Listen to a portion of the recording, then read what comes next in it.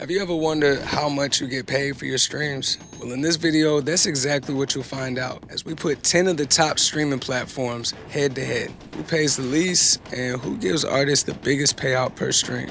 Let's break it down and find out which is the best music platform for artists. To win the game, you need to be the platform with the highest overall score. Overall scores will be based on two different metrics to determine which is the best for artists. Each one will be scored between 1 and 10. We'll be looking at both how much they pay per stream and how many overall subscribers they have. And if you're wondering why that's important, I'll give you an example.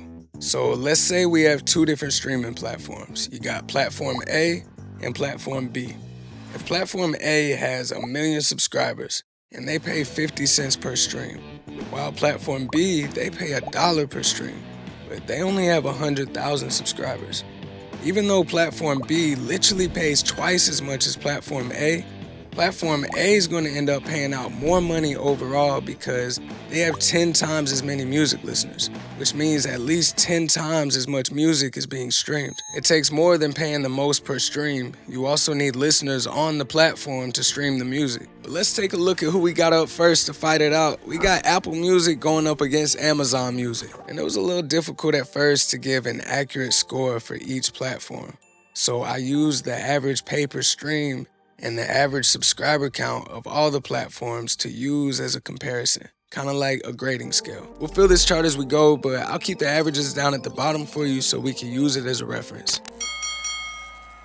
All right, here we go. Round one, and Apple Music comes in at 0.0085. It's a little shy of the average pay per stream, but not too bad at all. And that leaves them with a score of 6.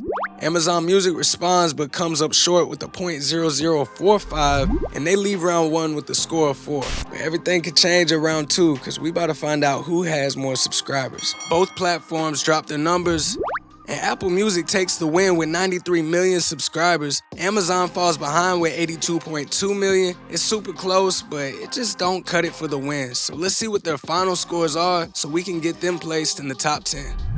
Apple Music scores a 5 for round 2, which leaves them with an overall score of 5.5. Amazon Music scores a 5 for round 2, so they're walking away with an overall score of 4.5. So let's go ahead and put that into the graph.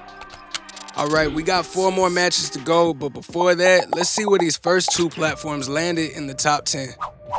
All right, next up, going head-to-head is Tidal versus Deezer. And I'm gonna let you know now that one of them is the lowest score platform on the list. Round 1, Tidal comes strong with a 0.01. A penny per stream is just below the average, and that leaves them with a score of 6. Deezer fires back with a 0.0065, and they get a score of 5. So round 2 is up for grabs, and it's gonna determine who takes the W and who sinks to the bottom of the top 10. Tidal comes in at 2.1 million subscribers and Deezer at 12 million. Both fall way short of the average subscriber count, which leaves them both scoring the lowest possible rating of 1. That brings Deezer up just a half a point under Tidal, which makes it the lowest ranked platform with an overall score of 3.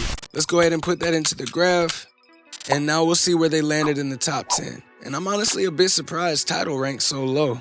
Let's get started on this next match, and a fun fact, out of all the matches, there was only one platform that scored a 1 in the first round, making one of these next platforms the lowest paying per stream. Let's find out who it is as YouTube Music and Pandora go head to head.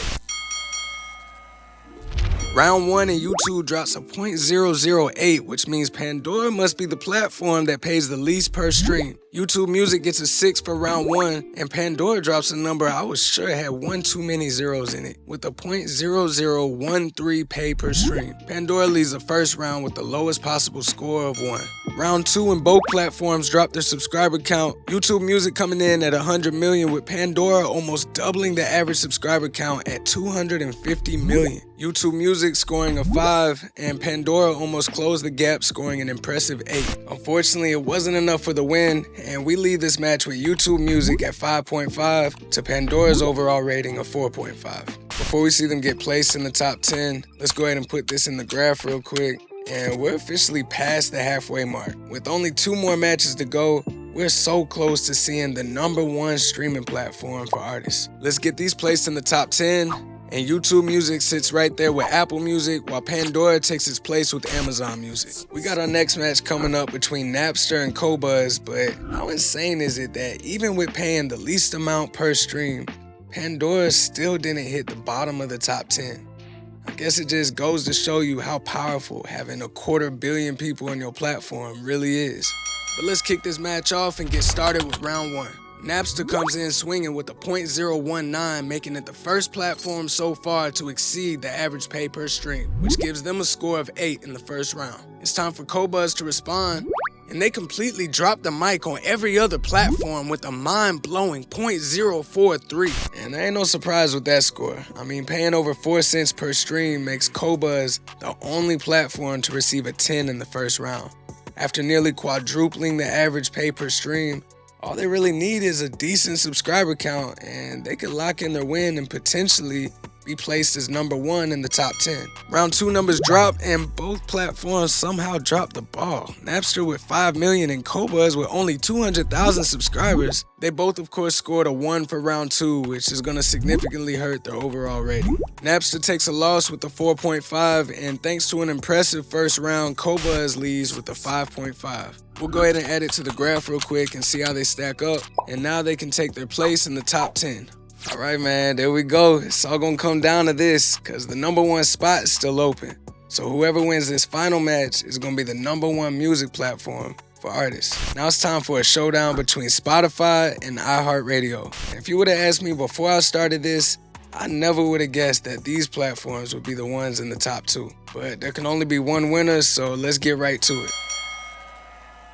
Round 1, and Spotify drops a .004, which leaves them with a 4 for the first round. iHeartRadio comes back with a .01. It's slightly less than the average pay per stream, but more than double what Spotify pays. A penny per stream puts iHeartRadio in the lead with a 6 in the first round. Now it's round 2 with everything on the line, and both platforms lay down their numbers. Spotify blows everyone away with a record-breaking 626 million subscribers. iHeartRadio does well above average with 167 million, but it's not nearly enough for the win. Spotify takes number 1 as the first and only platform to receive a 10 in the second round. They leave with an overall rating of 7, with iHeartRadio falling only half a point behind with a 6.5. We'll uncover these last boxes, and now we can fully see the top 10.